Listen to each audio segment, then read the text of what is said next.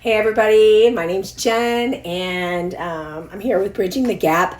Sorry, I'm under the weather, so just bear with me. I'm going to do this anyway. The topic is going to be on rock bottom. So I'm not a one-hit wonder and I am not proud of that, but it is my story, okay? And they say that relapse can be a part of recovery. It does not have to be. And so I don't ever want to influence anybody by my story, that, you can keep going back out and come back into this room. The grace of God, okay? Because I should not be here. And I know we all know that about ourselves in recovery, right?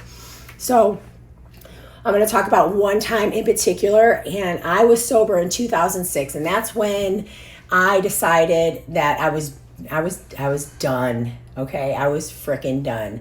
After a little bender I woke up, and it was that initial. I came to, and it was that initial panic, and I'm like, "Where are my kids?" Okay, this is some real shit. Where are my kids?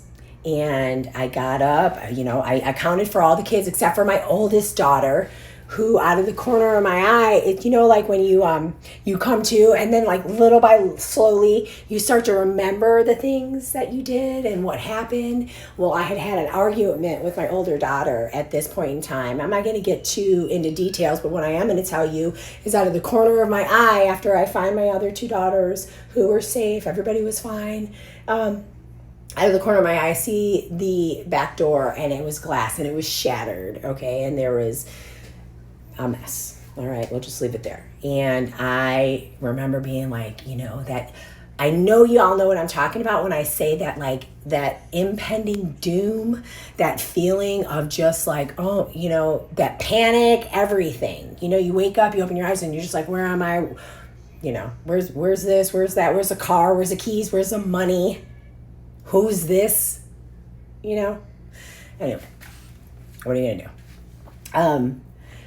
After that incident, I had been I made a career, unfortunately, out of trying to get sober. So at this point, there was this woman that used to come into where I worked all the time, and she sat in my section, and she looked at me and she's like, "Are you all right?" And I'm like, "I'm not. I'm crying at the table in the restaurant that I worked at."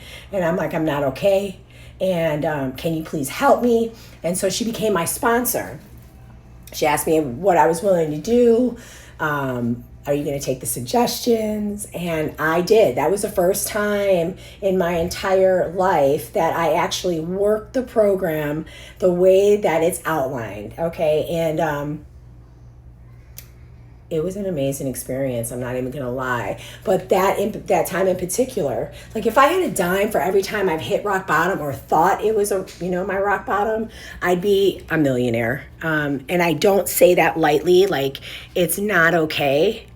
So I don't want anybody to get the wrong idea that you think that you could keep doing this and keep coming back to the rooms and you're going to make it, because we all know that most of us don't. It is rare for an addict to get sober, to stay sober, and to survive. It's just what it is, especially with the stuff that's on the streets today. So I don't talk about any of that stuff lightly. That's just my experience, strength, and hope. I don't want it for anybody else, but it's my story. But that moment, that day, okay, when I say March 27, 2006, even today, that's when my life began. Because for me, that's when my life began, because I surrendered. I didn't want to live the way that I was living. And my sponsor, she used to tell me that you're only as sick as your secrets, and half measures avail us nothing. Now, we know this, right? If you've worked the program, you've been around the program, you know this. But you hear these things, but it just doesn't always register. So she had me write, I'm only as sick as my secrets, and half measures availed us nothing, like 100 times on paper, like I was in school. But you know what? It stuck in my head. And at that time, I was so sick because there was so much that I was carrying from 20 plus years of addiction. And, there were so many bad choices. There were like these hidden secrets that I hadn't told people about. And I needed to come clean. Like, I couldn't even at that time of my life have a day off I would call my sponsor and be like, I've got the day off. What do I do? And she'd be like, all right, you got laundry? And I'd be like, yeah. And she'd be like, all right, go throw a load of laundry and call me back. And she'd be like, I'd be like, oh, okay, what do I do now? She's like, do you have dishes? I say, yeah. She'd be like, wash your dishes. And this went on, okay? So you kind of get the gist of it. But I did this religiously to her, like constantly, like everything. Like I couldn't move without calling my sponsor and asking her what I should do. Here's what I didn't do, all right? One suggestion that I never took out of all the years of trying to get sober, and it was staying out of a relationship. And she told me, I need you to stay out of a relationship for a year. I don't go for that ish. That's my only thing. If you start getting into a relationship within the first year, I'm going to fire you. And there came a time, because I had met somebody, because that's what we do.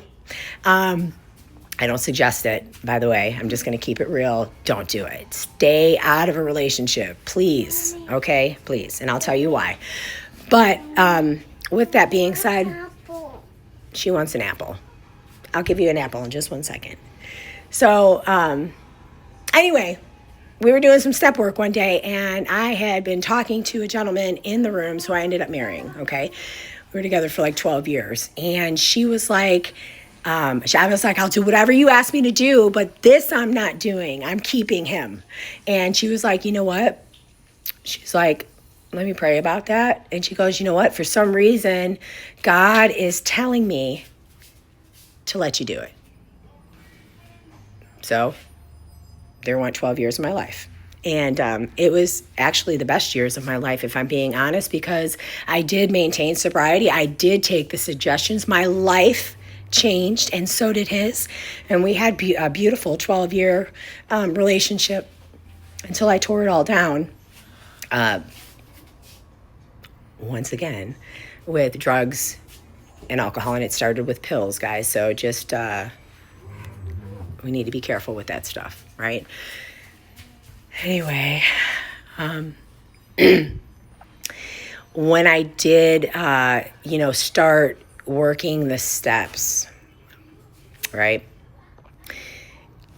That inner angst, that waking up in a panic all the time, that started to subside.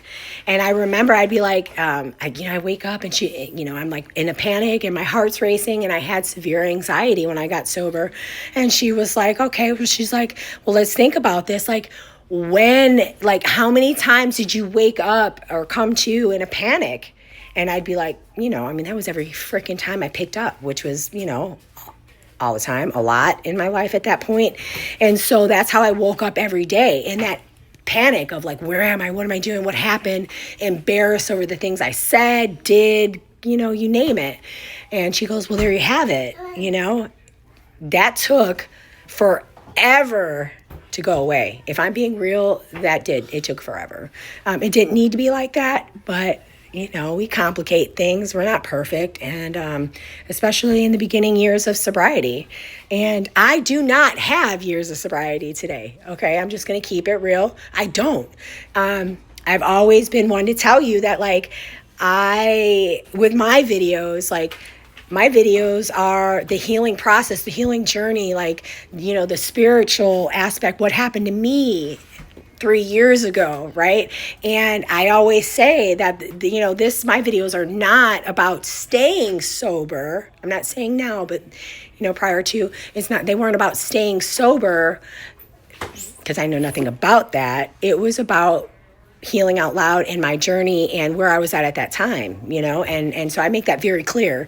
So with all that being said, rock bottom, you know what I'm saying? This last time coming in, I was in the ICU, waking up to my family around me, and I'm telling them that they need to get there because I'm not going to make it. That's my story, a small piece of it, and I love you guys. I hope you enjoy the videos today, and if you have any questions for us, please let us know. If you want to share with us, please let us know, because we're going to need you, okay? Love you guys.